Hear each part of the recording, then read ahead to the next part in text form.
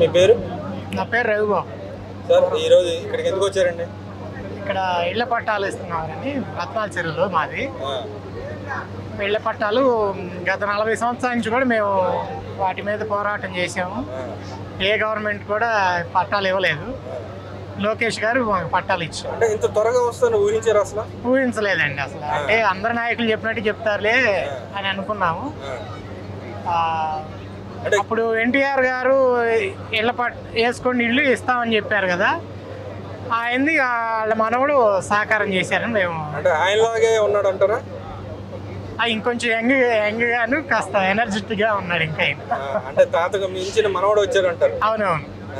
అంటే ఇప్పుడు ఆయన గతంలో పాదయాత్ర చేసినప్పుడు తిరిగారు, మీ ఏరియాలో తిరిగారు, చాలా మందికి ఇస్తా అని చెప్పి పట్టాలు ఇస్తున్నారు. దాని తగ్గట్టుగానే ఆయన మీకు ఇచ్చారంటారా?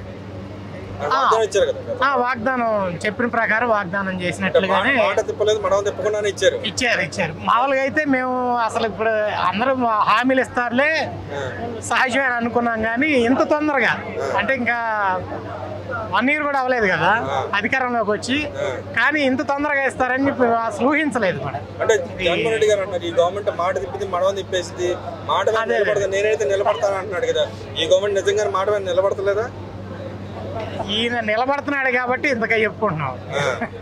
అంటే ఇంకోటి చూస్తే ఈ గవర్నమెంట్ వచ్చి 10 నెలలు అయింది. 10 నెలల్లో మీకు ఏం మార్పు కనిపించింది అంటారు? ఇక్కడ మంగళగిరి నియోజకవర్గాన్ని వరకు చాలా మార్పులు ఉన్నాయండి. ఏం కనిపించింది? చెప్పి చాలా వరకు చేశారు ఆయన.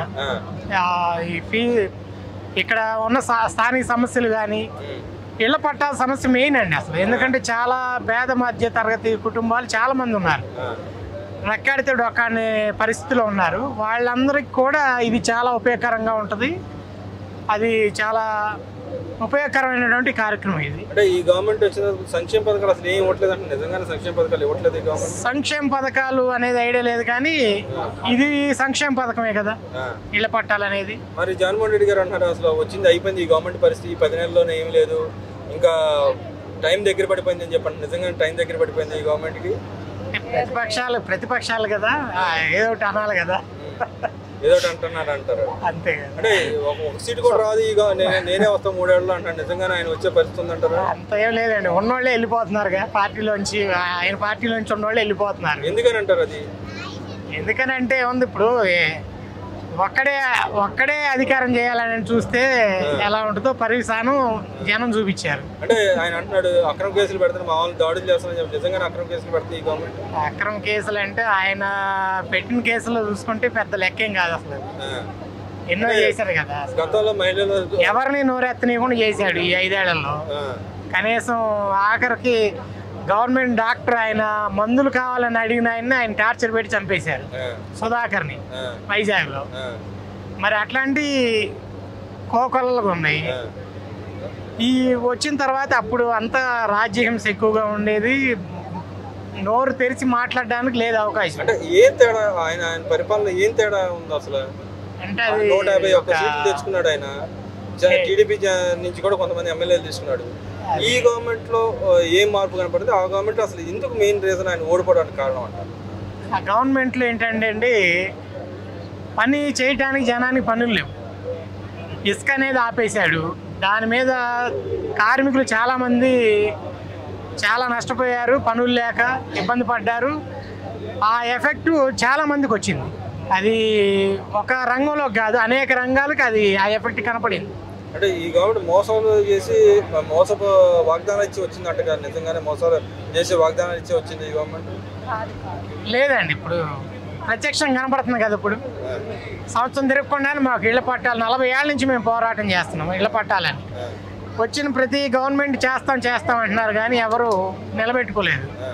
మరి ఈ రోజున మరి మేము ఇళ్ల పట్టాలు మాకు అది కూడా రిజిస్ట్రేషన్ హక్కుతో, వెంటనే రిజిస్ట్రేషన్ కూడా చేయించుకునే హక్కుతో మాకు ఇస్తున్నారు.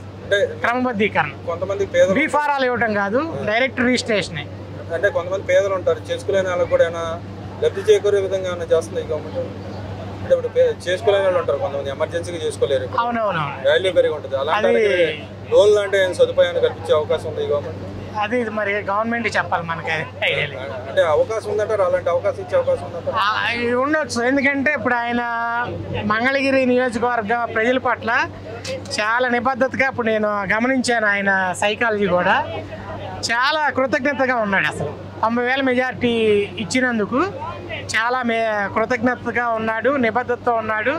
మాకైతే గట్టిగా చేస్తాడనే నమ్మకం బలంగా ఉంది. అంటే ఈ నెక్స్ట్ కూడా ఆయన నిలబడే అవకాశం ఉంటుంది, ఇక్కడ కంటిన్యూగా గెలిచే అవకాశం ఉంటుంది. నెక్స్ట్ కూడా ఈసారి ఆయనే. మరి జగన్మోహన్ రెడ్డి గారు అంటున్నారు ఈ గవర్నమెంట్ పని అయిపోయింది, ఒక సీటు కూడా రాదు అంటున్నాడు. మరి నిజంగానే ఆయన వైనాడు 171 అన్నాడు, 11కి మిగిలిపోయాడు. ఇప్పుడు ఒకటే అంటే ఇప్పుడు ఒకటే వచ్చింది ఆయనకి. మరి ఆయనకే రావచ్చు ఈసారి. అది అంటే ఆయన ఇంకో మాట కూడా అంటున్నాడు, నేను మాట తప్పడం మనవ తిప్పడం, ఈ గవర్నమెంట్ అంతా మాట తిప్పుతుంది, పథకాలు ఏది ఇచ్చేది సూపర్ 6 సూపర్ 7 పథకాలు ఏం అవ్వదని చెప్పి అంటున్నాడు కదా.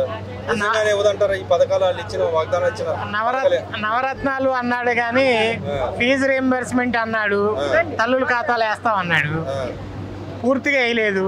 మా పాపే ఉంది, మేము 3rd ఇయర్ చదువుతున్నాం ఇప్పుడు BSc నర్సింగ్. 20,000 వచ్చినాయి మాకు, ఫీజు 50,000, మిగతా 30,000 మేమే కట్టుకున్నాం మా సొంత డబ్బులు పెట్టి.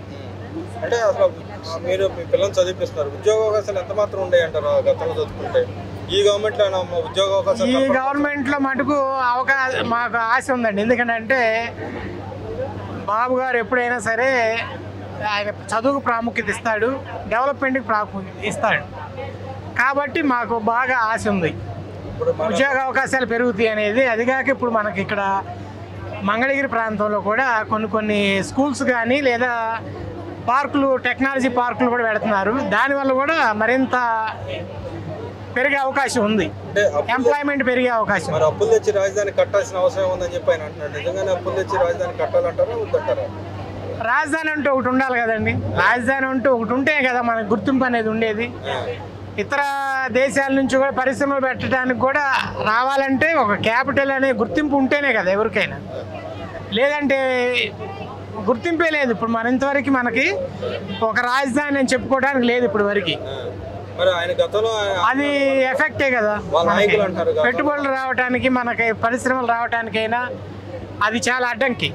అంటే వాళ్ళ నాయకులు అంటారు 3 ముక్కలు, అదే 3 రాజధాని దాంట్లో మేము ఇంకా కట్టుబడే ఉండమని అని చెప్పి అంటున్నారు. 3 రాజధానులు అంటే తొక్కులకు రాజధానులే తప్ప అది ఉపయోగం లేదండి. అది 3 రాజధానులు అంటే ఇప్పుడు ఒక పనికి వెళ్ళాలంటే ఏదైనా గవర్నమెంట్ పని ఉంటుంది చేయాలంటే ఎక్కడికి వెళ్ళాలో తెలియదు, 3 చోట్లకు తిరగాల్సి వస్తుంది. ఇప్పుడు కొత్తగా వాట్సాప్ గవర్నెన్స్ అని చెప్పి తీసుకొచ్చింది, మన చేతిలోనే పెట్టుకో. అవునవును, వాలంటీర్ వ్యవస్థ లేకపోయినా కూడా మన చేతిలో మనం ఏదైనా అర్జీ పెట్టుకోవచ్చు, లేకపోతే సర్టిఫికేట్ వాడు చుట్టూరు తిరగకుండా మన ఇంట్లో చేసుకోవచ్చు. దాన్ని ఎలా చూస్తారు మీరు? చాలా వెసులుబాటు అండి. ఇప్పుడు టైం కలిసి వస్తుంది, దానివల్ల మ్యాన్ పవర్ కూడా కొంచెం పెరుగుతుంది. వేరే మనం వర్క్ చేసే టైము దీన్ని కేటాయించాల్సి వస్తుంది కదా, దానివల్ల ఏంటంటే మ్యాన్ పవర్ పెరుగుతుంది, అట్లాగే మనకి టైం కూడా కలిసి వస్తుంది. ఓవరాల్గా ఈ 10 నెలల పరిపాలన మీకు ఏం మార్పు కనిపించింది? నెక్స్ట్ ఏం ఇంకా జరుగుతుందని అనుకుంటారు? ఓవరాల్గా అంటే ఇప్పటి వరకు అంటే ఇప్పుడే కొత్తగా వచ్చింది గవర్నమెంట్, కాస్త గతంలో ఆయన చేసినవన్నీ పూడ్చుకుంటూ రావాలి కాబట్టి కొంత టైం ఇవ్వాలి. మనం కూడా వెంటనే అన్ని చేసేయాలని కూడా అనుకోలేము.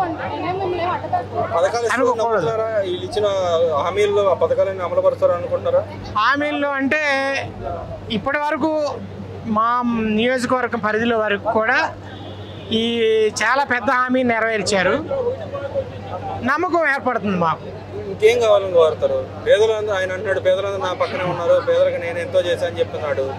ఈ ఎంత మాత్రం నమ్ముతారంటారు? పేదలకంటే పని కల్పించాలి మెయిన్. అసలు పని కల్పించకుండా ఎన్ని చేసిన ఉపయోగం ఏముంటుందండి?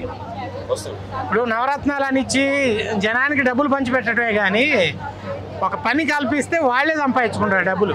ఇప్పుడు గవర్నమెంట్ ఇచ్చే డబ్బుల కోసం ఆశపడి మహా ఇస్తే 3,000 ఇస్తారు, 4,000 ఇస్తారు. అదే పని కల్పిస్తే ఒక కుటుంబం 10-15 వేలు సంపాదించుకుంటారు.